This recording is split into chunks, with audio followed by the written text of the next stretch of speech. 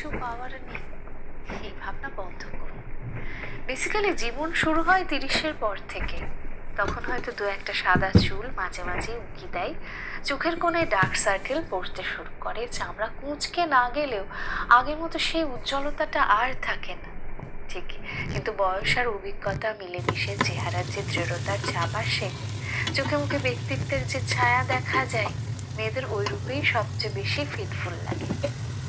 উচ্ছ্বাসের বয়সের সৌন্দর্যের চেয়েও ধীর স্থির বুদ্ধিদীপ্ত চোখ মুখ, কর্মক্লান্ত চেহারা, দায়িত্ব কর্তব্যে মলিন হওয়া হাতটার সৌন্দর্য একটু অন্যরকম হয়, কারণ মেয়েরা তো তখন নারী হয়ে ওঠে।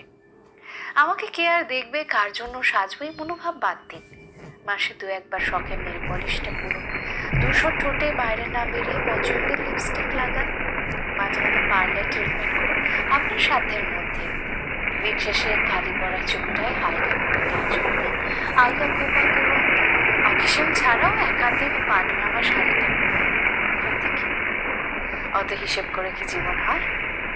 সদ্য স্নান সেরে উঠে খোলা চুলে আয়নার সামনে কতদিন দাঁড়াননি বলুন তো?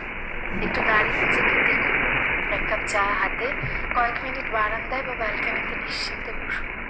গাছ দেখুন, পাখি দেখুন, আকাশ দেখুন, রান্নাঘরে সবজি দিয়ে টুকটাক রূপচর্চা করুন, দেখুন ফ্রেশ লাগে। অবসরে সিনেমা দেখুন, বাগান করুন, গান শুনুন, হাতের কাজ করুন। প্রফেশনালি কিছু করার পরিকল্পনা হয়তো ছিল, কিছু শেখার ইচ্ছে ছিল, হয়ে ওঠেনি। আজই শুরু করে দিন, দেখবেন আগের মতো কনফিডেন্স ফিরে পাচ্ছেন।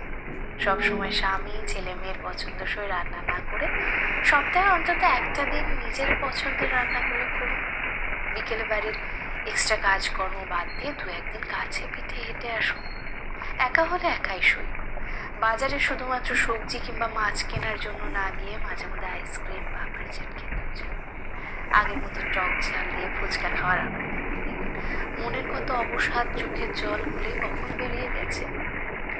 বাজার করার পয়সা থেকে জমানো 2-5 টাকা কিংবা স্বামীর দিয়ে সামান্য হাত খরচাটাও সংসারে অদিন অসময় কাজে লাগবে ভেবে সবটাই ভাঁড়ে জমিয়ে না রেখে কিছু কিছু নিজের জন্য খরচ করুন। একটা টিপের পাতা, একটা কাজল, একটা ছোট্ট ক্লিপ, একটা সামান্য লিপস্টিক মেয়েদের কত খুশি দিতে পারে বলুন তো?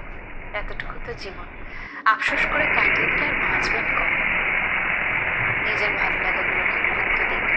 জীবনের প্রত্যেকটা ধাপের আলাদা সৌন্দর্য আছে, আলাদা গুরুত্ব আছে। কি পেলাম না এই ভাবনা সরিয়ে রেখে যতটুকু পেয়েছেন তার আস্বাদ সম্পূর্ণ নেওয়ার চেষ্টা করুন। ভালো লাগছে, অদ্ভুত একটা শান্তি পাচ্ছে। 24 ঘন্টার মধ্যে নিজের জন্য একটু অন্তত সময় দিন, দেখবেন সংসারের বোঝাটা পিঠ থেকে অল্প হলেও নেমে গেছে। শ্রান্ত ক্লান্ত মনে কাজ ভালো হয়, তাই ফ্রেশ হওয়া খুব জরুরি। হোম মেকারদের দায়িত্ব সব থেকে বেশি, তাই যে কোনো মূল্যে নিজেকে ভালো রাখুন, নিজের পরিচর্যা করুন। একটা গাছকে নিয়মিত জল সার দিলে, যত্ন করলে সে ভালো ফল দেয়। তেমনি নিজেকে যদি অনেকটা ভালোবাসেন, ভালো রাখতে পারেন, তবেই আপনি বাকি সকলকে ভালো রাখতে পারবেন। আয়নায় নিজেকে সুন্দর দেখা তৃপ্তিই আলাদা, আর সবসময় অন্যের জন্য নয়, কখনো কখনো নিজের জন্য তো নিজেকে ভালো রাখতে হয়, তাই না? কলম পার্বতী মোদক।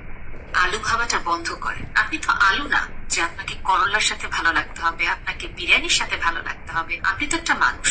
কেন আপনাকে সবসময় সব জায়গায় অ্যাডজাস্ট করতে হবে, বা কেন আপনাকে মানুষকে সবসময় খুশি করতে হবে? কেন আপনাকে সবসময় হ্যাঁ বলতে হবে? কেন নিজের মনের কথাটা বলতে গিয়ে আটকে যান?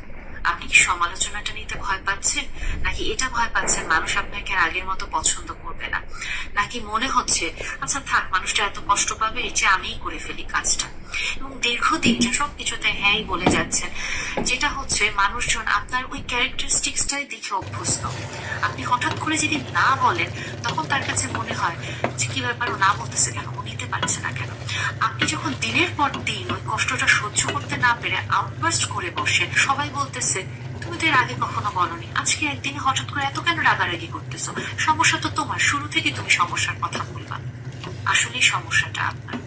নিজেকে আলু ভাবাটা বন্ধ করেন। আপনি তো আলু না যে আপনাকে করলার সাথে ভালো লাগতে হবে, আপনাকে বিরিয়ানির সাথে ভালো লাগতে হবে। আপনি তো একটা মানুষ। কেন আপনাকে সবসময় সব জায়গায় অ্যাডজাস্ট করতে হবে, বা কেন আপনাকে মানুষকে সবসময় খুশি করতে হবে? কেন আপনাকে সবসময় হ্যাঁ বলতে হবে? কেন নিজের মনের কথাটা বলতে গিয়ে আটকে যান? আপনি কি সমালোচনাটা নিতে ভয় পাচ্ছেন, নাকি এটা ভয় পাচ্ছেন মানুষ আপনাকে আগের মতো পছন্দ করবে না, নাকি মনে হচ্ছে আচ্ছা থাক, মানুষটা এত কষ্ট পাবে, এর চেয়ে আমিই করে ফেলি কাজটা? এবং দীর্ঘদিন যে সবকিছুতে হ্যাঁই বলে যাচ্ছেন, যেটা হচ্ছে মানুষজন আপনার ওই ক্যারেক্টারিস্টিক্সটাই দেখে অভ্যস্ত। আপনি হঠাৎ করে যদি না বলেন, তখন তার কাছে মনে হয় যে কি ব্যাপার, ও না বলতেছে কেন, ও নিতে পারছে না কেন? আপনি যখন দিনের পর দিন ওই কষ্টটা সহ্য করতে না পেরে আউটবার্স্ট করে বসেন, সবাই বলতেছে তুমি তো এর আগে কখনো বলনি, আজকে একদিনে হঠাৎ করে এত কেন রাগারাগি করতেছো? সমস্যা তো তোমার, শুরু থেকে তুমি সমস্যার কথা বলবা। আসলেই সমস্যাটা আপনার। নিজেকে আলু ভাবাটা বন্ধ করেন।